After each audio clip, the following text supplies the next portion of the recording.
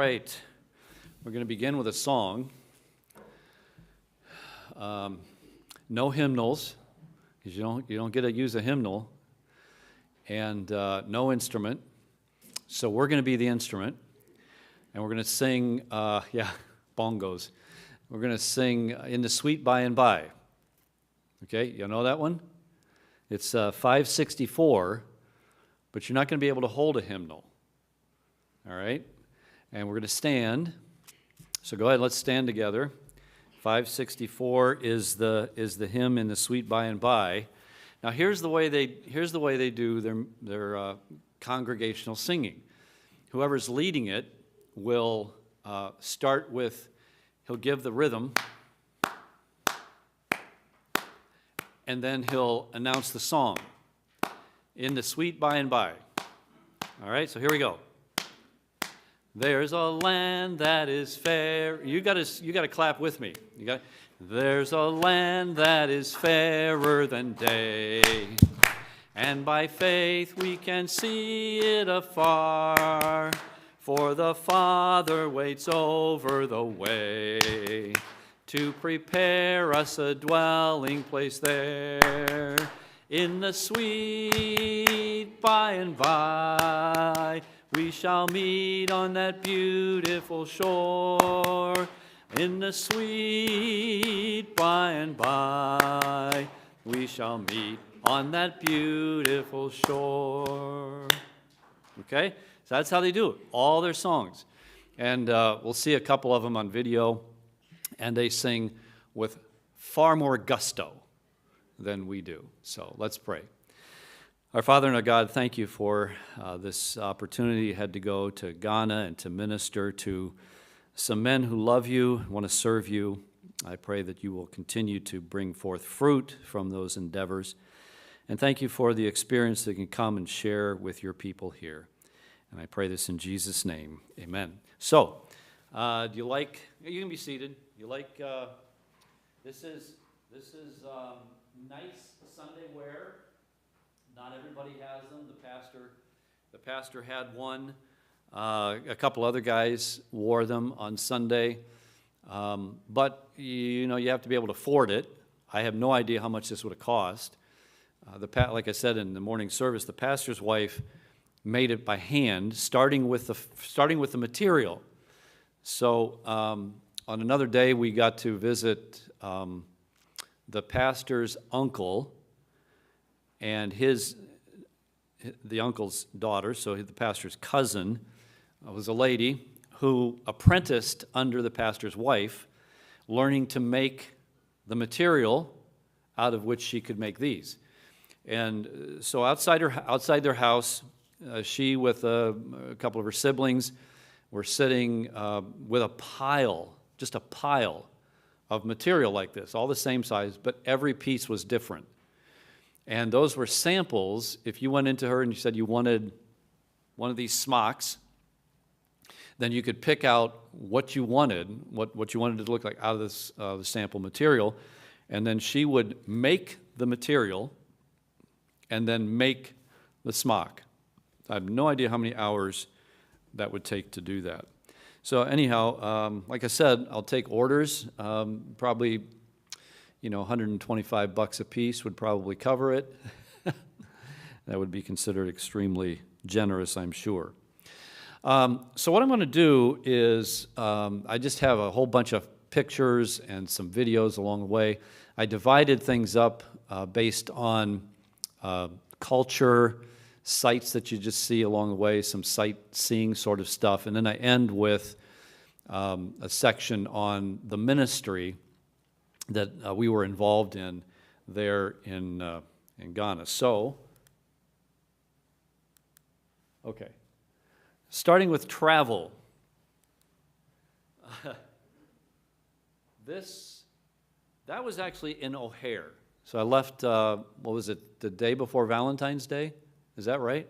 I have to ask my Valentine back there. It was the 13th, yeah. So it was the day before Valentine's Day, and I thought, okay, well that's cool. O'Hare's playing on Valentine's Day. You could write a little note, to a sticky note on there, and I thought, okay, well I at least got to send this to my Valentine, let her know I'm thinking of her on Valentine's Day. So then when I got to Accra, which is the capital city of Ghana, and had to fly from Accra to Wa, we went into to the terminal, and they were celebrating Valentine's Day in Wa, or in Accra. And I thought, boy, Hallmark really does have a global reach, don't they? So, yeah.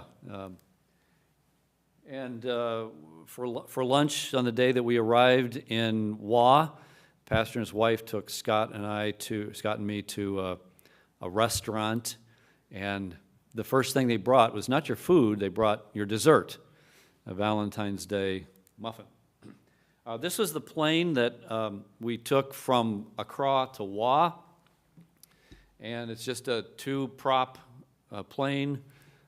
This is what it was like inside. 4 very narrow seats across. The plane looked like it was probably 40 years old. It was just really old and beat up. And it doesn't give you a great deal of confidence when you're sitting there in the seat and you're looking how everything is just worn out and beaten up, and you're wondering, I hope the engine's not worn out and beaten up. But we did fine. I have never experienced being in such a small minority in my life. I mean, we don't really have an idea what that feels like. But I mean, Scott and I were the only white guys on that plane, and it didn't end there. It was like when we got to Wa, the whole time we were there, and we're seeing hundreds of people every day. I think I saw one other white guy. Well, we were driving by, and he was sitting outside a little pub, watching the world go by. It was the only other white guy I saw the whole time in Wa. Okay, this is the airport in Wa. I wanted to take this picture just to give you a sense of perspective. Some of you you've gone to the Moline Airport. You have a vision for that. Some of you have been to O'Hare or Midway. Okay, this was the regional airport in Wa, okay? And that's the baggage claim area, okay? So they just take the bags off and put it on the little wheels and throw it off. That's it. So that's Matthew Yana, his wife Mary, and of course Scott Williquette. This is the restaurant they took us to eat lunch in Wa, and there are a few places that sort of cater to Westerners. People from the West will come to Wa for business purposes, and so they don't want to stay in the typical Ghanaian guest house or hostel by any stretch of the imagination. They're not going to do that. So there are a couple of hotels that are more Western, and this was one of them. He took us there for dinner, for lunch. Somebody asked at lunchtime, what did I eat? Rice. Lots and lots of rice. Fried rice, chicken fried rice. They call it plain rice, which is rice with some kind of a tomato sauce stuff in it. Rice with fish. I had that one day. Every meal, I had rice. I had a little helping of rice for breakfast with some eggs, and lunch every day. Big wad of rice with some kind of protein. And at dinner, most days had some kind of rice. So just rice. Okay, this was the means of transportation that Pastor Williquette and I had every day, going to and from our hotel to the teaching area. And it was, one way was about 40 to 45 minute ride in that. That's called a cambu. And, we'd ride 45 minutes on these miserable roads and do the teaching, and at the end of the day, 45 minutes back. And by the way, we had to use the cambu, which is a taxi, because the pastor's van was broken down. That wasn't the intention. The plan was that he would pick us up every day in his van, and we would drive up and so forth. But we had to use the cambu every day. All right, some culture. These are just going to be some pictures that will give you a sense of what we saw every day going back and forth from the hotel to the church.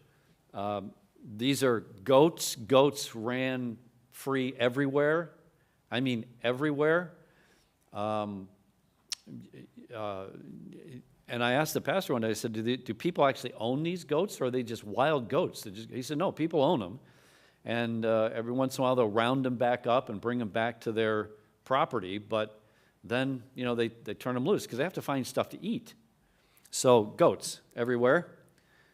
In the middle of the road, in Vermont, when I lived in Vermont, every once in a while you'd have to stop and allow the cows to cross the road. Well, the goats they were just all over the place and in the middle of the road, and they knew enough to get out of the way. I never saw one hit. I never saw anybody hit a goat. I asked the pastor, I said, do you use the goats for milk? He said, no, we don't have goat milk. I said, well, what do you use them for? We eat them. Okay.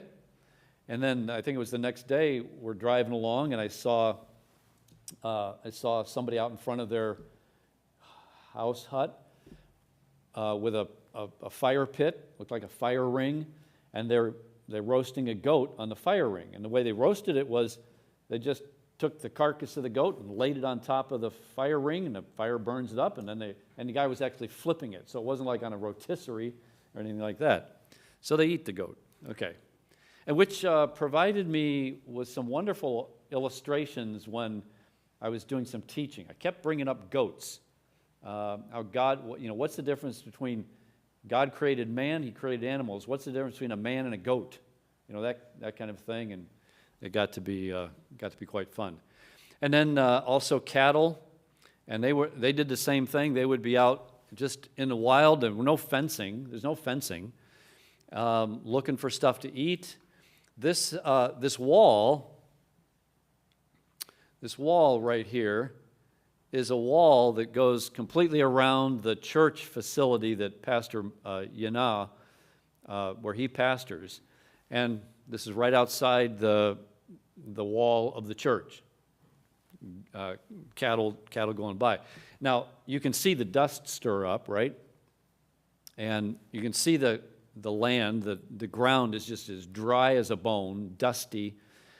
And then when I said earlier today, there's no air conditioning. The air conditioning is open the windows and the doors. On a windy day, I'd be sitting there while Pastor Williquet's teaching. I'm sitting in a seat, and I'd have to keep wiping off my Bible or my notebook because the dust would just accumulate on the thing. So very, very dry and dusty. These are guinea fowl. I asked, do you eat the guinea fowl? He said, nah, they're really, really tough. Mostly what you do with them is make soup, guinea fowl soup. Anybody know what that is? That's a termite. That's a termite hill. So you think you got problems with termites around here? Well, and I took this one because it helps give you a perspective on how big that thing is. That's somebody's house right behind it. At the bottom of the hill, they're mud blocks that they used to build the house, and the termites just came in and built around that pile of excess block. I think Scott was telling me that in Chad, they'll actually eat the termites. They didn't offer it to us, thankfully. If you need to go clothes shopping, this would be a clothes shop where you go to, this is your Kohl's, if you will. Here's your appliance store. All used appliances sitting out there in the weather,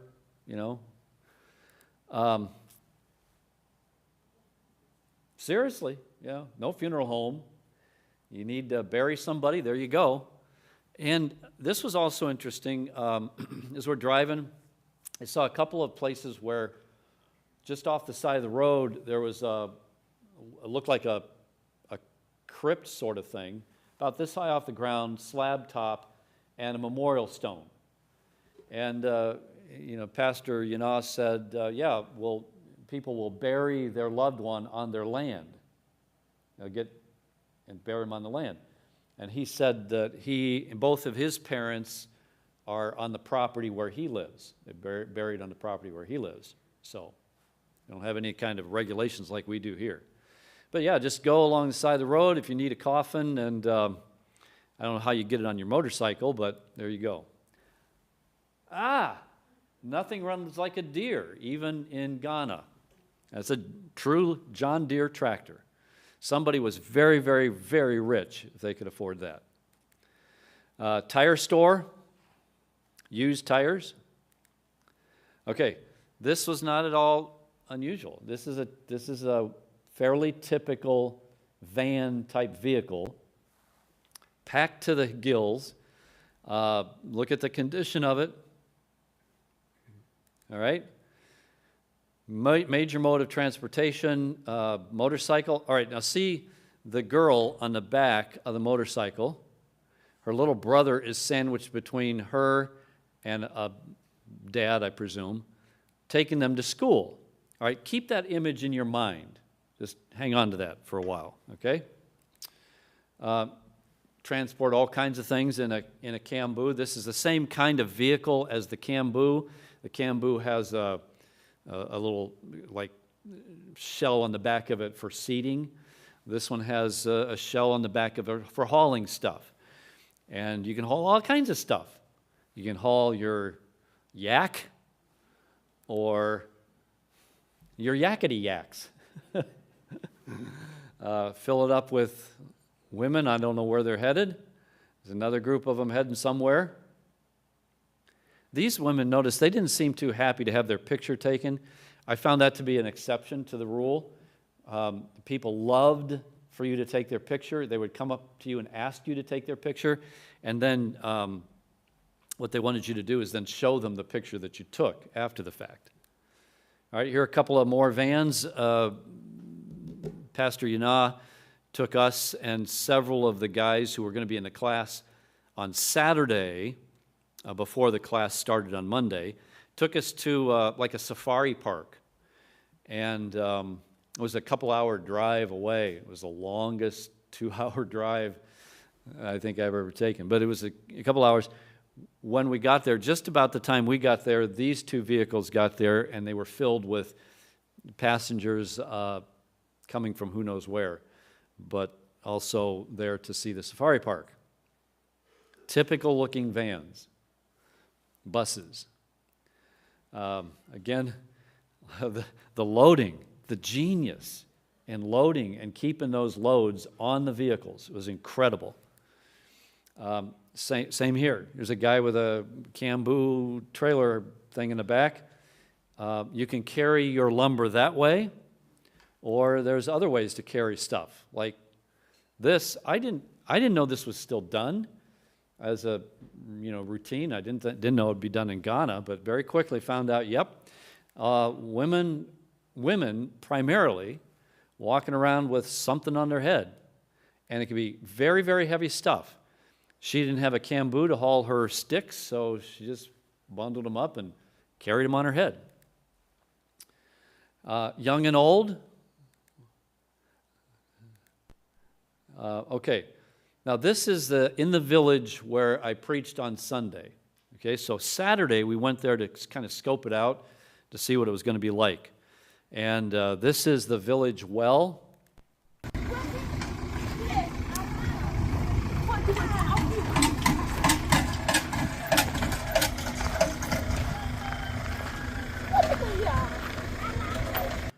This is laundry day, Saturday, wash day. So here's the woman at the well, doing the pumping up the water so that the laundry can be done. And this is the village well. So if you want water, you live on the other end of the village, you come up to the well to pump your water, and then you carry it back. Notice the bowls. They would carry that on their head. Well, in this case, this mother must have had a daughter, probably about Lydia's age, who was doing the laundry.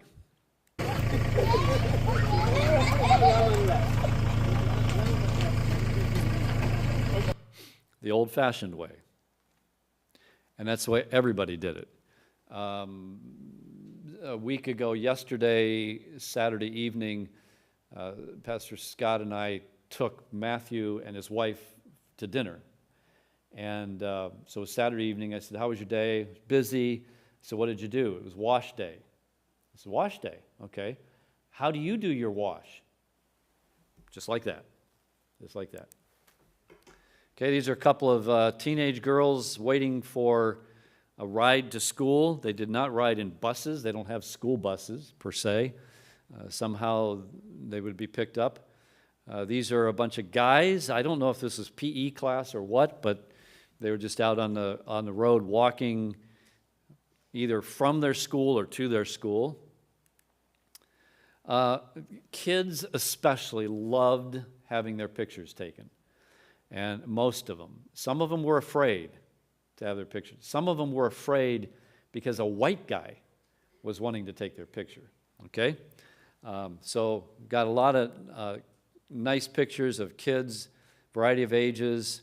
This guy on the right, that's soap, handmade soap that he's selling out of that.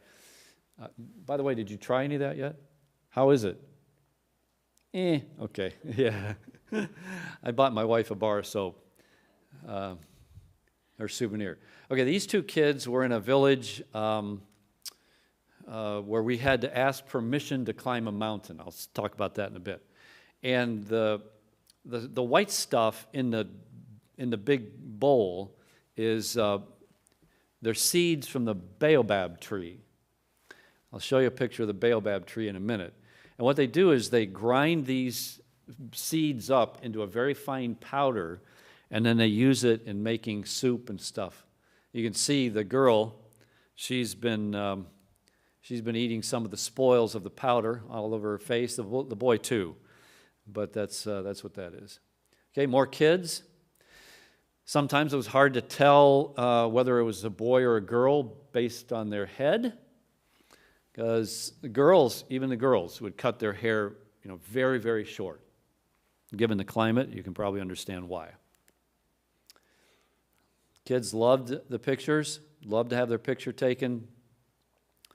They even got, I don't know where they got the Western gangsta look, but there you go.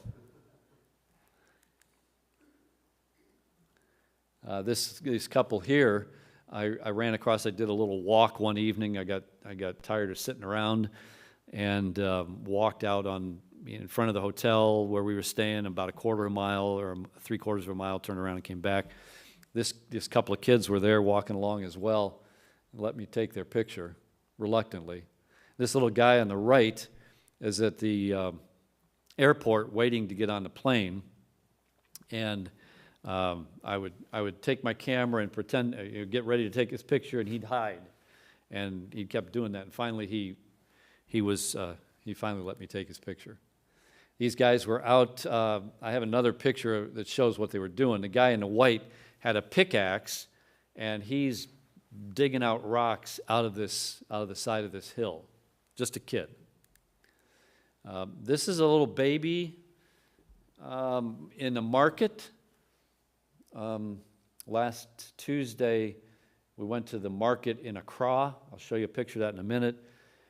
His mother was selling stuff, and he just is, or she, whichever, is just laying down underneath the table, taking a nap. I don't know how, all the noise and clamor, and yet there she was sleeping away. All right, now this is a video. I'm going to play it in a second to explain it. The picture that had the kids with the baobab seeds was in the village that this guy is the head of the village.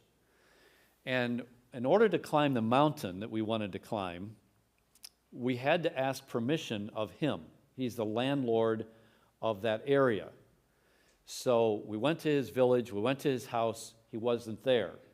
And one of his wives said that he was at this gathering at I think she called it the clinic. There's something going on there, that's where he is, okay? So we had to drive to this clinic because we had to get his permission before we could climb this mountain. And so this is what we came across.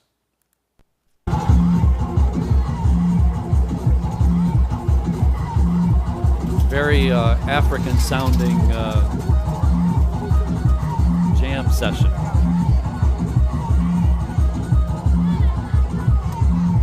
So this landlord guy, he came over to greet us, and Pastor Yana actually had to give him some money in order to allow us, for us to be able to climb that mountain. Well, I'll tell you more about that mountain in a minute. Okay, again, a few more pictures of that scene, that setting. This was a mothers and child's get-together. So there were like three or four different groups of moms and their kids. They may be from different areas of the villages, and they came together for a monthly little get-together. Again, we went into, this is a market in Wa. We needed to buy bottles of water, and as we're walking in, these women were coming out, and they wanted to have their pictures taken with a white guy. So I accommodated them and had them take their picture with Pastor Williquette. This guy on the right is in the military, and he was very excited about having his picture taken as well. One thing that really bothered me was the trash in and around the area. I just got a couple of pictures of some of that, and a lot of it is plastic. And while we were there, I saw a news item that the new president, he was sworn into office about the same time Donald Trump was sworn into office. He said one of his goals for his term is to reduce the amount of single-use plastic that's going on in Ghana. And at first when I saw that, and this is before I saw this kind of thing, at first when I saw that, I thought, oh man, he's gone woke and hyper-environmentalism or what? Well, then I started riding around the community, and I saw why this was such a problem. So most of this in that pile is plastic of some kind. This is another area that almost all of that trash is plastic, bags and so forth. This is going to be a video that just along the way, and just you can see the trash out in this is right off the road, but it's also in the village.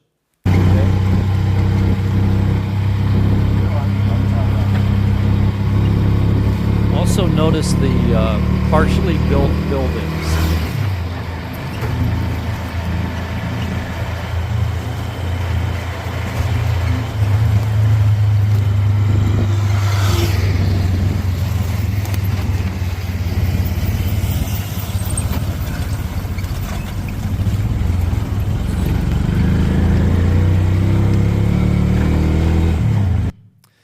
So you see this all over the place. You see buildings like this one on the left that it's partially built, and the building materials are out in front of the building, and there's nobody working.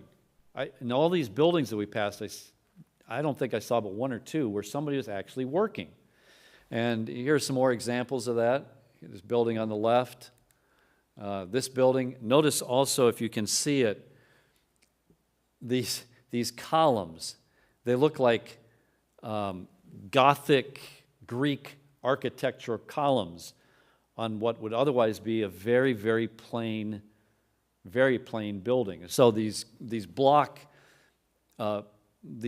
walls, once the walls are up, then they take cement, concrete, and plaster over them to make them more presentable, but still very plain.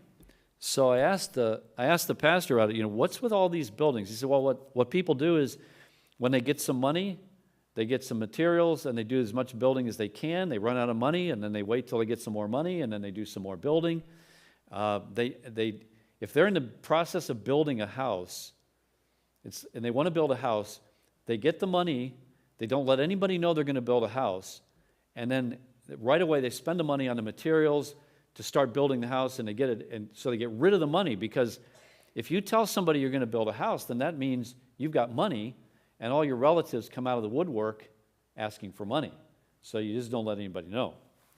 All right, this is the market in the village of Yang, Jang, which is the village where Pastor Yanaz's church is. Local market meets every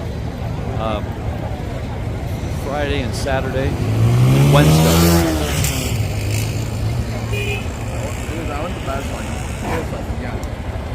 That's where I bought Chris the bar of soap. Did you ever figure out what it's made out of? Some kind of something. Did you figure out the fragrance? No. Okay. At the market, the pastor needed to stop and get some groceries, and the item on the grocery list was yams. So all this produce on the ground there, they're all yams. Yams are one of the big products, agricultural products of Ghana. So he went and picked out his yams, and there they are in this bucket. And there's the grocery clerk carrying the bucket of yams out to the cambu. The cambu, then they're going to take the yams out of the bucket, put them in the back of the cambu behind where we were sitting. By the way, notice this. Everybody has a cell phone. Not in the most remote villages, but still, it's amazing. They're ubiquitous. Okay, this is a little bit of the market, the daily market in Accra, the capital city. And as far as you can see this way is the market. As far as you can see that direction is the market. And then back behind me is the market, okay?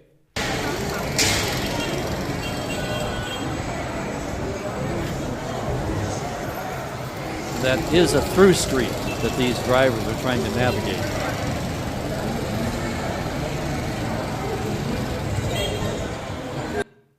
You can find just about anything, any kind of product you want at the market in Accra.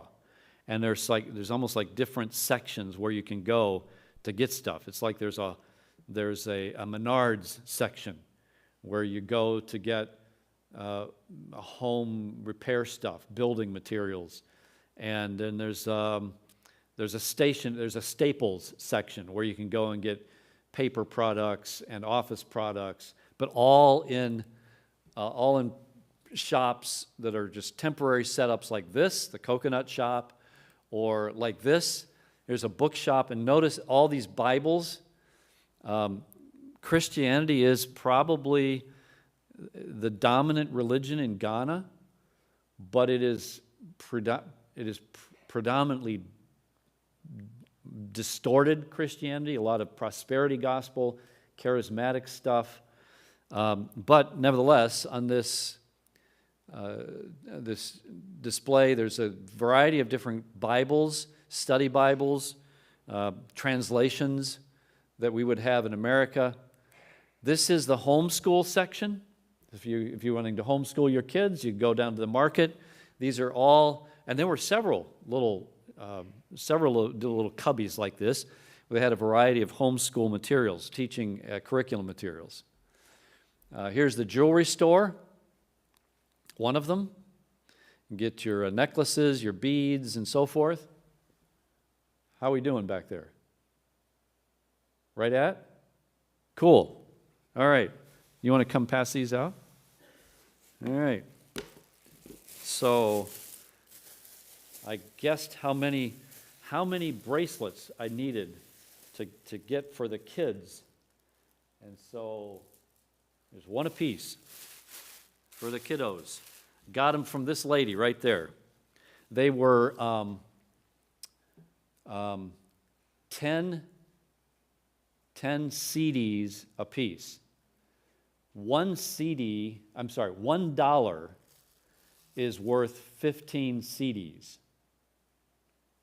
Okay, so you do the math on that. If you can do the math on that, you got the math. So I got 10 of them. It cost me 100 CDs for those things. Not very much at all. How much was that? something like that. Yeah, 63 cents a piece, roughly. Okay, then we did a little bit of sightseeing, not too much, didn't get around too much, but the pastor took us to this safari park, saw some hippopotamuses, and then this guy. Oh,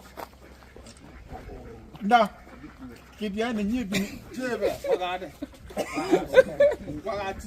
I was not to be outdone. It's not a video where you're going to see me picking him up like this straight up. I don't know how heavy that guy was, but he was heavy. At that safari park, this was fascinating to me because this was just a few days after we got to Wa. It was the next day after we got to Wa. We come into this. There's this school group, I guess, whatever kind of group they were there on a field trip, and these kids.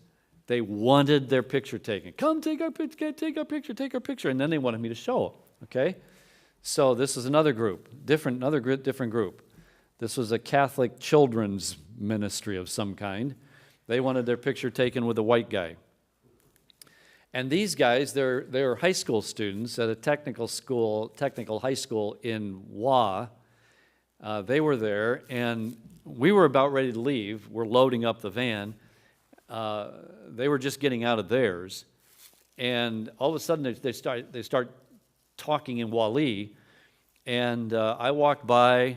I'm heading to the van, and all of a sudden one of the guys says, "I want my picture with the white guy. I want my picture with the white guy. Come here, white guy. White guy. Come here." So they had me go over there. They were very excited about having their picture taken with a white guy. This is the guy that picked up the turtle, and notice his lunch. See, okay? It's some kind of fried rice with a fish, head and all. I don't know what kind. I asked what kind of fish it was. They didn't know. On the way back from the safari place, we went by this landmark called the Mushroom Rock, as you can see why. This is a baobab tree, B-A-O-B-A-B tree. That's what it looks like. Look at the trunk on that thing. It's just fascinating. Some of them are monsters. This one wasn't comparatively that big.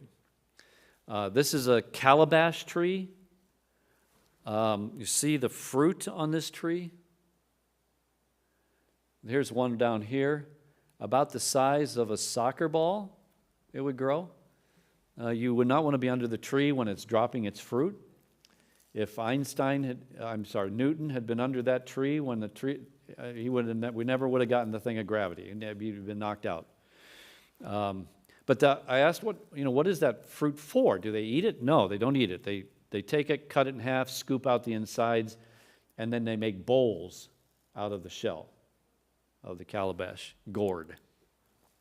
This is Ambo Mountain I was telling you about, where you had to have permission to hike it. We hiked that thing. It's not really that tall of a mountain. It took about 15, 20 minutes to hike to the summit of it. But it's considered a sacred mountain, so that's why you have to have permission.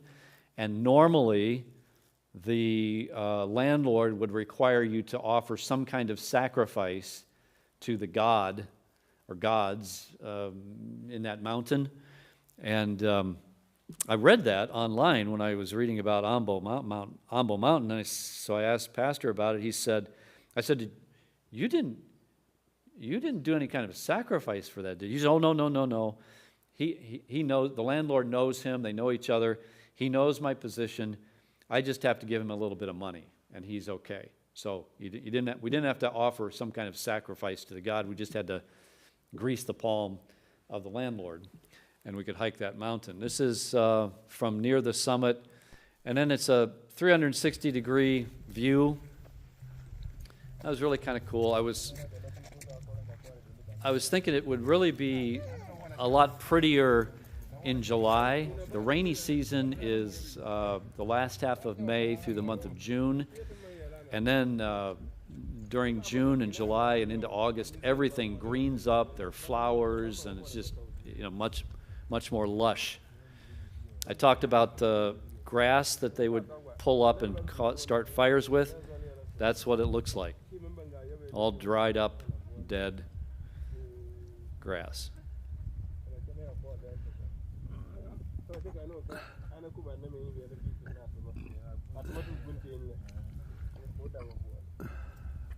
Each of the guys that climbed up this mountain with me were men in the class through the week, except for the guy down here on the right. This guy right here, his name is Nico. I thought it was cool. He was our Cambu driver for the week. He is Pastor Yana's nephew, I think, he said. And that's his business. He's a taxi driver with his own Cambu. This is the Ghana White House. It's called Jubilee House. It's where the president lives and holds court. One day in Accra, we were able to go down to the Atlantic Ocean, which I thought was really cool, to be on the other side of Atlantic Ocean and dip your feet into it, although I didn't do that. I just took pictures. And I asked him at one point, I said, do you guys ever get, the guy that took us there, I asked, do you ever get hurricanes? And he looked at me like what? I said, really, really bad storms that come off the ocean, terrible winds, tons of rain. He said, no, we don't ever get anything like that. And then I thought, well, yeah, of course. He said, where do you get your storms? Where do they come from? They come out of the east. And this is actually facing south and a little west. So then it dawned on me, oh, yeah, of course. Where do our hurricanes come from? They come from just off the coast here. They start in these high-pressure systems, or low, whichever it is, that form in that area of the Atlantic, and then they go roaring across the Atlantic Ocean, and they build up steam and become great hurricanes when they blast the United States. So the Ghanaians, they send us the hurricanes. Okay, let's talk about the ministry. In the villages, as I think I mentioned this morning, Pastor Yana is instrumental in training some leaders that can go and plant churches. And that Saturday after we went to the safari thing, on the way back, we stopped at the locations where church plants are going on right now. This is one of them. This is inside the building, as they're in the process of construction. Very, very rudimentary.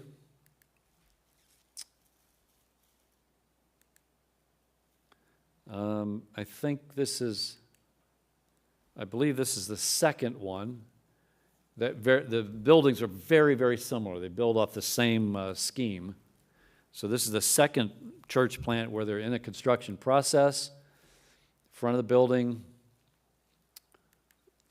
Inside, they're actually using the facility right now. You can see the pews, see how thick the pads are, a nice back to those pews so you don't have any back pain, back problems during church. They'll sit there for an hour and a half on Sunday morning listening to the preacher. Yeah. Okay, but where are our builders? All right, Michael, Kevin, is Peter here? Peter not here? Okay. You builders. All right? Do you think that would meet code? What do you think, Kevin?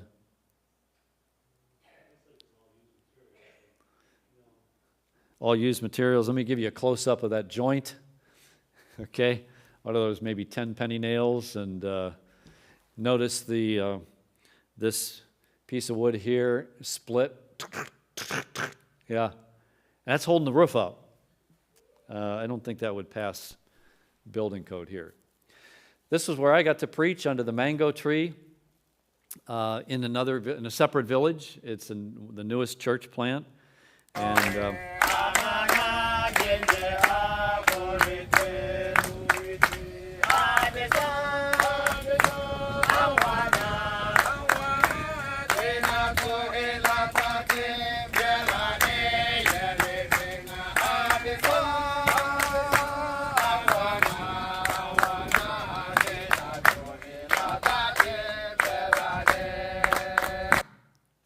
So in that group, these two guys on the end, these two fellas here, are involved in the planting of the church. They're ministerial students in the process of preparing for the ministry. And then the preacher says in verse 15,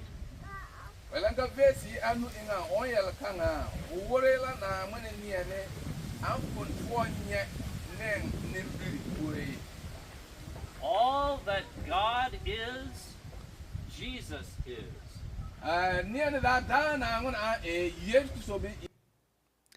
So what's interesting about that, I would say, like I did here, it says in verse 15, and then Matthew, that's Pastor Yana, he would read the verse in Wali. And that threw me at first. I didn't know he was going to do that. So I thought I was going to read it, and I'd say, it says in verse 15, and I thought all he was going to do was say, in Wali, it says in verse 15, and he kept going, and I'm thinking, boy, that's a long way to say it says in verse 15, and then I figured out what he was doing. Okay? I love this video because it shows you the size of that mango tree. I think Sue expressed some envy for that mango tree. I was also grateful that it was not the time of ripe mangoes because of the wind. Look at that wind. If the mangoes were ripe, they'd have been bombs.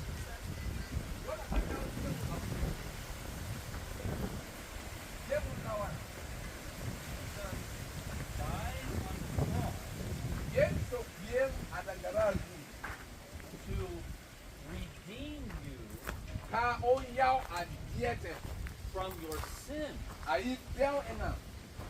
Your sins? Yes. The Bible says all have sinned.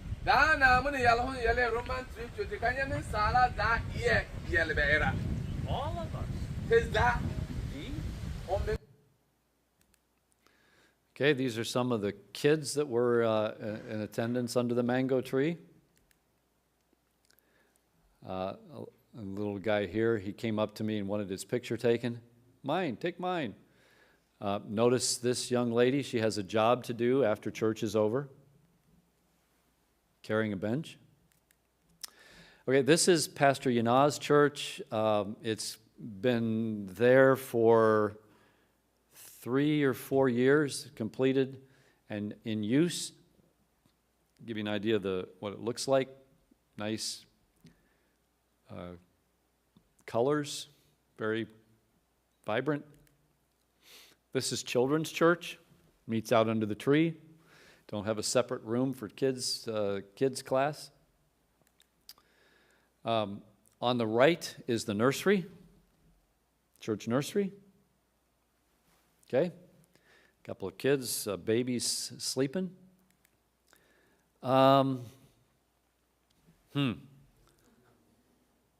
See what that is? Okay, this is the two-part restroom facility. This is number 1. This is number 2. I hope you get the point. So this is like right outside the church building. Maybe this number 1 is maybe 25 yards from the church building. If you're a guy and you need to do one, you come in this side. If you're a girl and you need to do one, you go on this side. If there's a need for 2, well, you go back to number 2. Separate things. The one in the back is more closed. The one in the front is pretty open. So, how can I say this discreetly? You can be standing there doing your business, and your shoulders and your head are up above the top of the thing, and it's like, yeah. But this is the way it is. This is life. The concept of a restroom off of your auditorium is they look at you like you've come from another planet. Okay, this is their volleyball court. Here's your one post, the other post. I think this is this is a water supply. I don't know where the water goes. It doesn't go to building number 1 or building number 2. I know that. Anyway, volleyball court. This is Sunday morning church. Pastor Williquette preached in Yanaw's church, and some robust singing. Song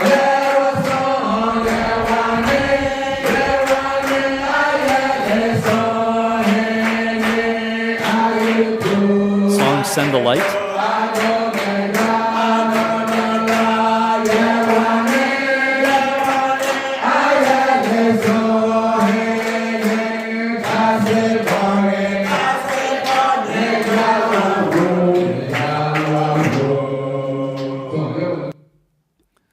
Okay. After church, a couple of ladies had their responsibility. Girls, young girls, pick up the benches, take them back inside the building. I got to tell you about this little girl right here. You wouldn't believe how long it took me to get her picture. We got there to the church. We got there late because Pastor Yanaw took us up to where I preached under the mango tree. And then after that, we went to his church where Pastor Williquette was going to preach.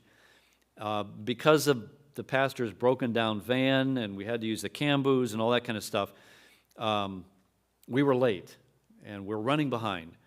So we got to the church and things were already going on. They were doing some singing just to fill in the time till we got there. And the other 2 guys went in first. I came in a minute or so after. And this little girl was with her mom going by the doorway as I came in. And I'm probably the first white man she'd ever seen in her life, especially one with, a gray beard. And it scared the pudding out of her, just scared the daylights out of her. She started howling, screaming. Her mom had to pick her up and carry her out the back. And I'm like, So this is after church. We're waiting around to get a flat tire fixed. It was after church, and it took me several attempts before she would finally just look at me with enough measure of confidence to allow me to take her picture. And I was quite a ways away. I actually zoomed in on my camera a little bit. Okay? So we came out after church, and Pastor Yanaw was going to take us back to the hotel where we were going to rest for the afternoon, and then I was going to come back Sunday evening, and I was going to preach in the church Sunday evening. We get out of church. Almost everybody's gone, and he tries to take off, and he realizes he's got a flat tire. Doesn't have a spare in the van. No room for a spare in the van. So he's working to get the thing taken off, get that tire taken off. He made a phone call, and a guy came up after, 20 minutes or so.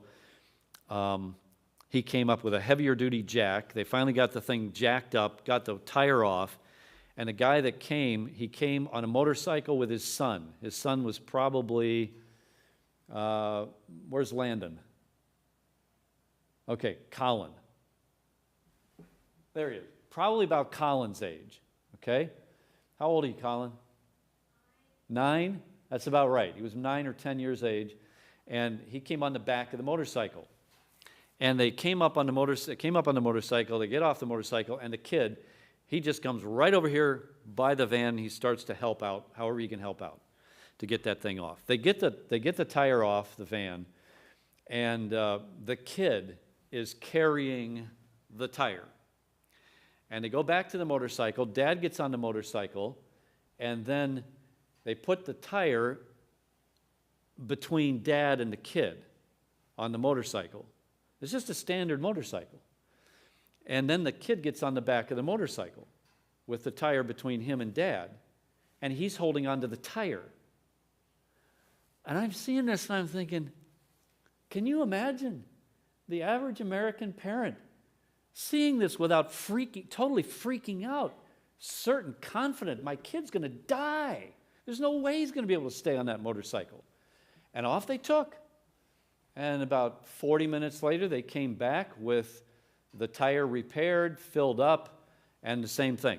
Dad's in the front, kid's holding the tire in the back, and it was like nothing. It's just astonishing to me how they could do that. So anyway, flat tire round 1. We get the new tire back on, or we get the repaired tire back on. We drive about 15 minutes down the road, flat tire number 2. And this one took another 45 minutes before it got repaired, and actually they were able to get a replacement tire and wheel. This one here the tire ended up being destroyed. So by the time all that was done, it was like 2.5 hours late into the afternoon, and by the time the pastor got us back to the hotel, he said, "We're not going to have an evening service tonight.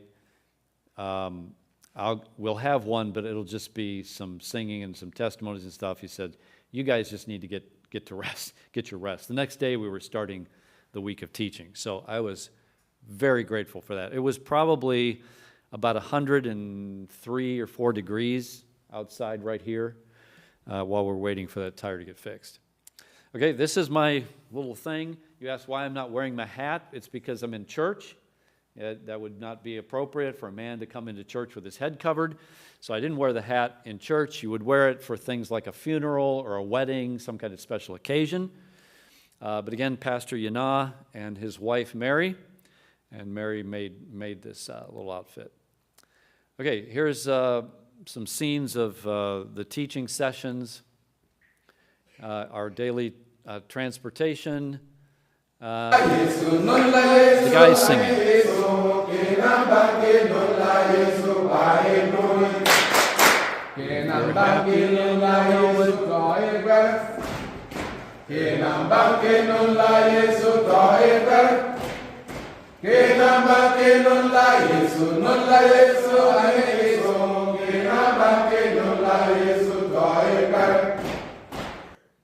Okay.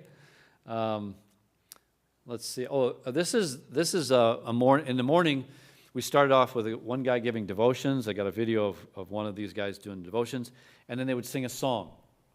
And I wanted us guys to hear these men. These are all just men singing this song. Okay.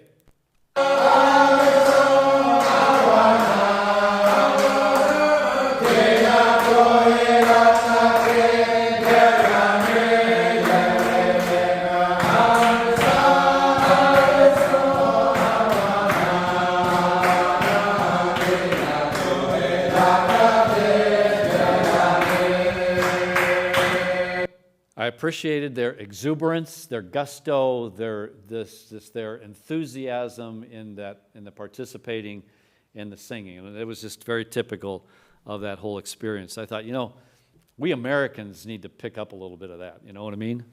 All right. This is, what was his name? I don't remember. He gave the devotional. I wanted you to hear a little bit of the language if you can. The volume isn't great, but maybe you can pick it up.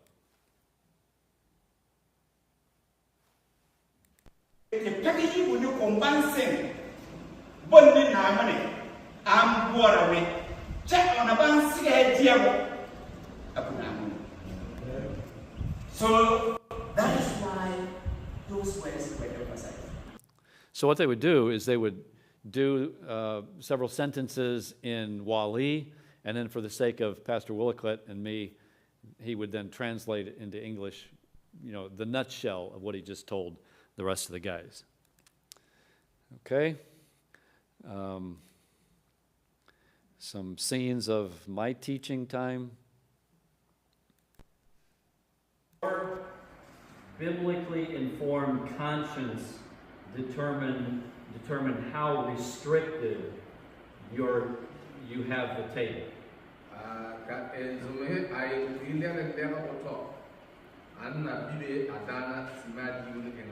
Whether close or closed.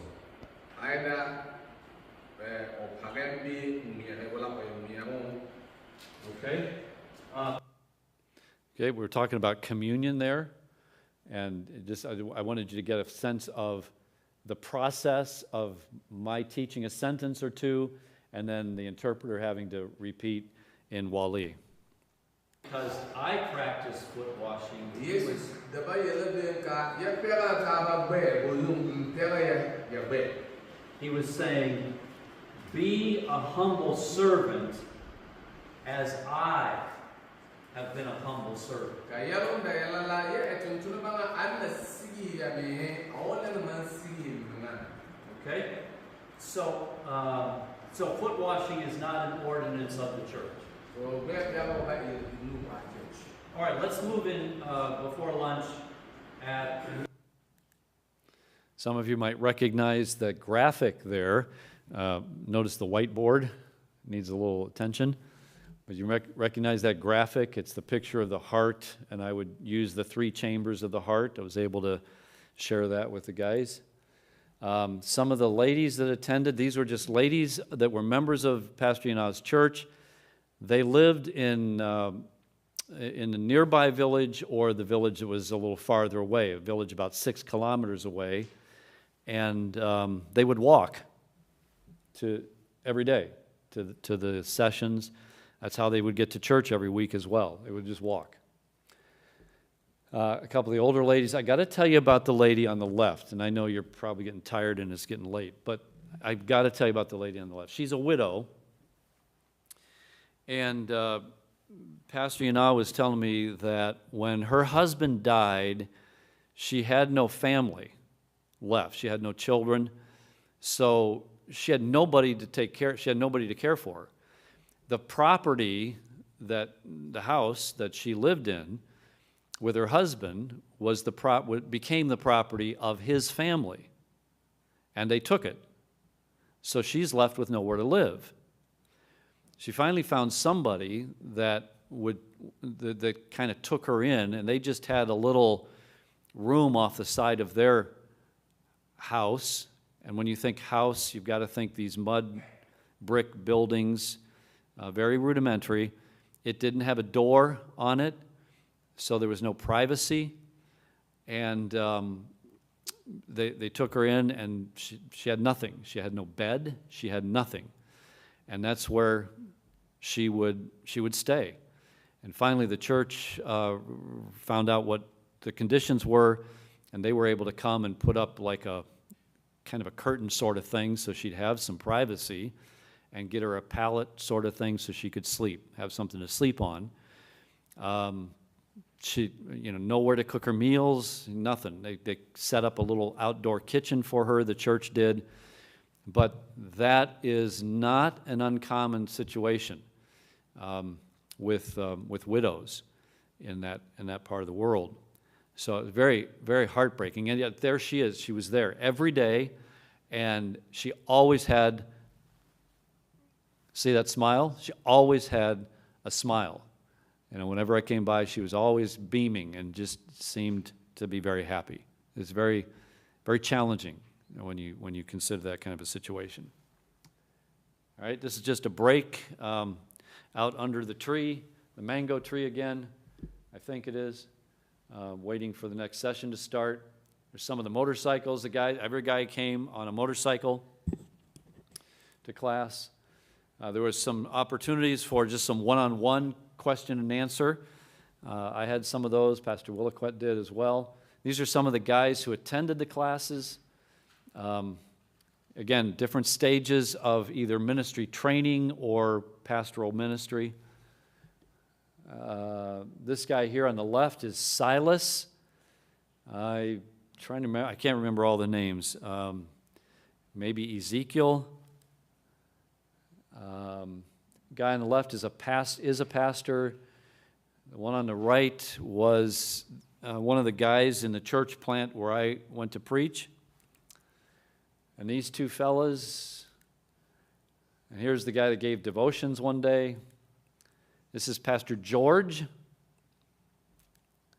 And this is the group that we taught.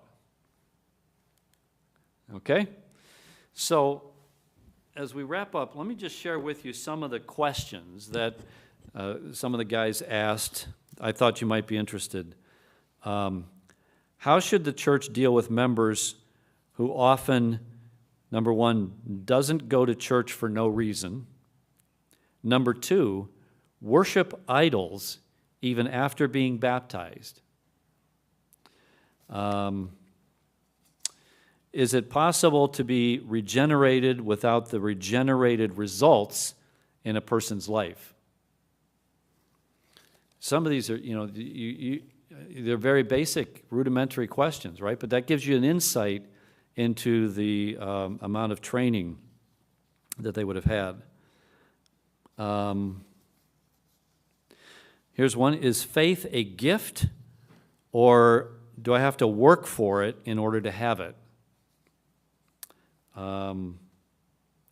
What is the best time for the Lord's Supper? Can we make it the Lord's breakfast or the Lord's lunch?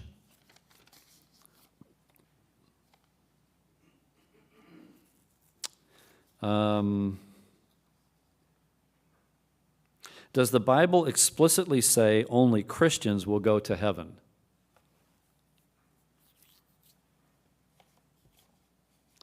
Any one of you could answer that, right? But as I talked to the man who asked this question, there was more to it than that. He was talking about a situation where a man comes to Christ in a Muslim village. And he was wondering, he can't go to church because of his Muslim connections and whatever. And so he says, the guy is in a Muslim community with Muslims. Can he really be saved and go to heaven? So it's a little more complicated than that. And then here was the big one that created the most amount of discussion. Can you baptize a polygamy person and accept him as a member? And again, can he partake in the Lord's Supper? Boom. Deal with that one. Somebody gets saved, truly repentant, comes to faith in Christ. He's got 3 wives. What do you do? What do you do with that? Do you tell him, well, you just have to take the first wife and send the other 2 away? To send the other 2 away would mean doing to those wives what happened to the widow who had nobody to take care of her. No home. Do you do that? Pastor Williquette said, well, I think somebody like that, they could not be in church leadership. They couldn't pastor, they couldn't serve as deacon, I wouldn't have them serve in Sunday school, and things like that. And Pastor Williquette said, I think you would have to tell the guy, you live with wife number 1 as your wife and don't have anything, intimately to do with wives 2 or 3. And Pastor Yanas said, yeah, I understand that, but the problem is that the wives aren't saved, the wives don't come to Christ, and if he doesn't perform husbandly duties, if you will, to those to whom he's committed himself to that end, then they'll go find it somewhere else. So, in other words, here's the thing: these are kinds of questions. That's the kind of question that you get asked in that culture that you don't even have to think about. I was asked the question. It was in a public setting. I was asked the question and had to deal with it in a public way. And I said, well, the guy could very well be saved. Just because he's polygamous doesn't mean he can't be saved. And it may take him a while before he understands the problem with being a polygamist. Because, after all, how many wives did Abraham have? How many wives did Solomon have? How many wives did David have? And you look at these Old Testament characters, and they all had multiple wives. So many of them had multiple wives. So, he can look at that and he said, well, if it's so wrong, it'd be hard to understand. So it'd take an informed conscience to be able to bring him to the conclusion that, I shouldn't have done that. But I have, and so here I am. So now what do I do? See, it's not as cut and dried as you might think, especially in our American culture. So it was an interesting and challenging question. All right, I wanted to leave a little bit of time for questions. I know it's past 2 o'clock, and normally we would close, but let me give you a chance. Any questions? Yes, Eric.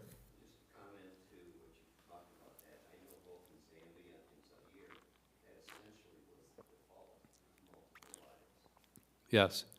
And let me take that a step further. Why is that? Because there's not a woman in this building that could not go out and get a job if you needed some income. You could. The opportunities are there. Not in Zaire and Zambia and Ghana. And so you don't have the means of making a living and supporting yourself. You have to rely upon a man. That's just, you may not like it, and Americans' culture doesn't like it, but that is the reality.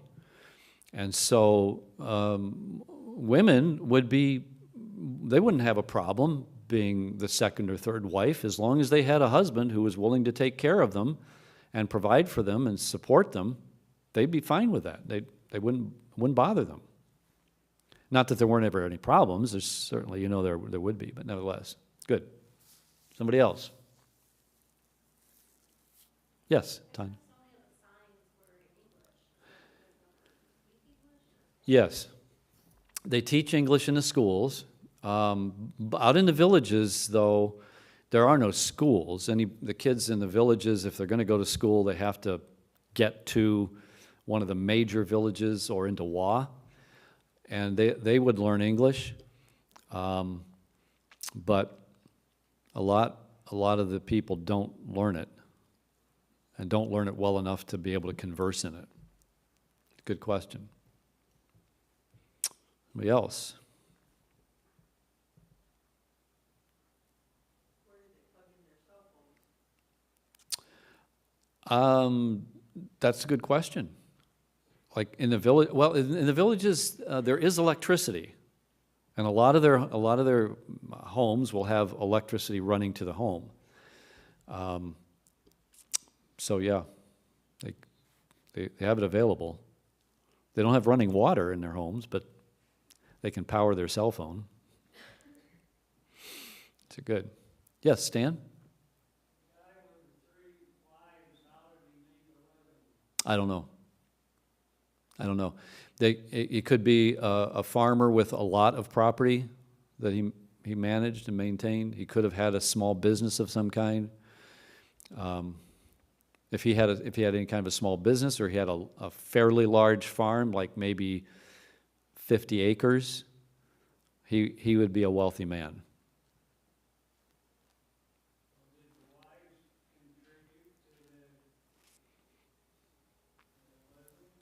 They would contribute by the woman's job support work, cooking, taking care of children, working in the yard, working in the field, going after the water, that kind of thing. So, but like a job where they earned income, no, they wouldn't really do that. Yeah, Sue.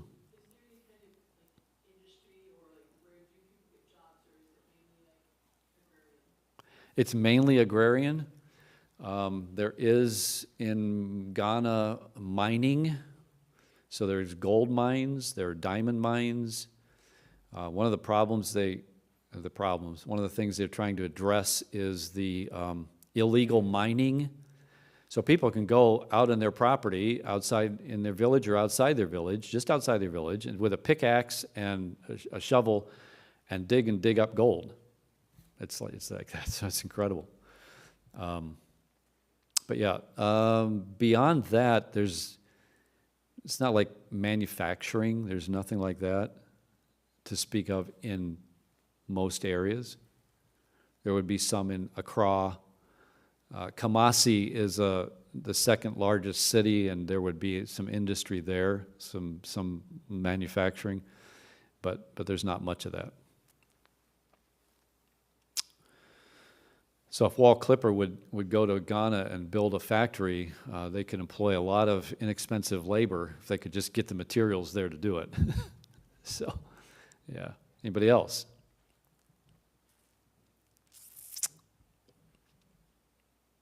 Quick story about marriage.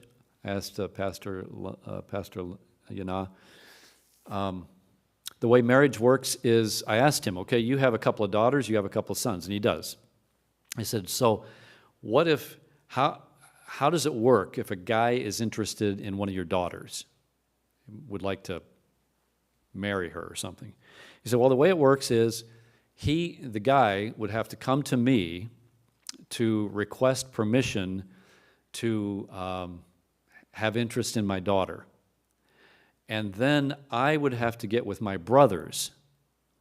And my brothers and I would all have to agree that it's okay for this guy to pursue my daughter. And then he could do so. But here's the kicker. They have to be in the same village area. So, a guy from a village 6 or 7 kilometers away is not going to come to this village and find a girl and so forth. Her family would not allow her to go with him. And I said, well, what if it's like a widow? One of these widows. What if a widow, a guy in this village 7 kilometers away, learns about this widow, and he's interested in her, and he wants to take her to himself and care for her and so forth. How does that work? And he said, well, her family would have to approve it, and they probably won't because it's very, village unique. And if he just came and took her back to his place, her family could then go to the village leaders of his village and demand that she be released to go back home. And the guy would have to let her go. And I said, well, what if the guy says, I really like this woman. She's beautiful, she's fun, she's enjoyable to be here, she's got a good I really like this woman. I want to be married to her. What if the guy had that kind of attitude and he says, I'm gonna go to her village and live and build a house? He said that would never happen. I said, what? He said, no, that would never happen. The guy doesn't go where the guy doesn't go to the woman. The woman comes with the man. And I thought, what about a man shall leave father and mother and cleave to his wife? And okay. Well, I didn't argue. I didn't. It wasn't my place to argue with him. I just thought that's very fascinating. And then there also has to be a dowry. I said, well, how much is a dowry? He said, well, it can be maybe 10 cedis. Now remember, $1 American dollar is 15 cedis. So how much is the dowry? Oh, maybe 10 cedis, unless they're really rich, and then it might be a couple hundred cedis. Oh, okay, interesting. Fascinating culture. All right, anything else?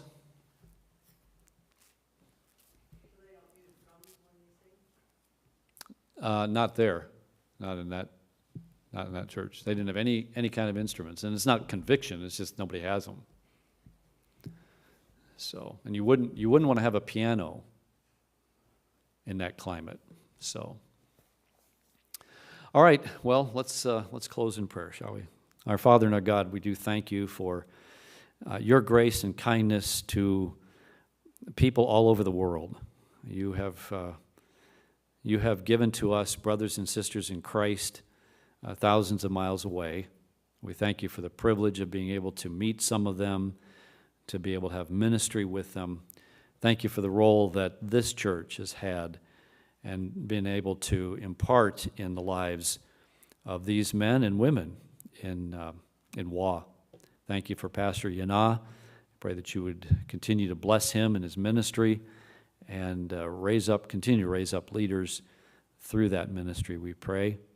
Pray those churches that are being planted would prosper and be healthy in a difficult environment. Use them, we pray. Now bless us as we go our separate ways, and we ask these things in Jesus' name. Amen. All right, you are dismissed.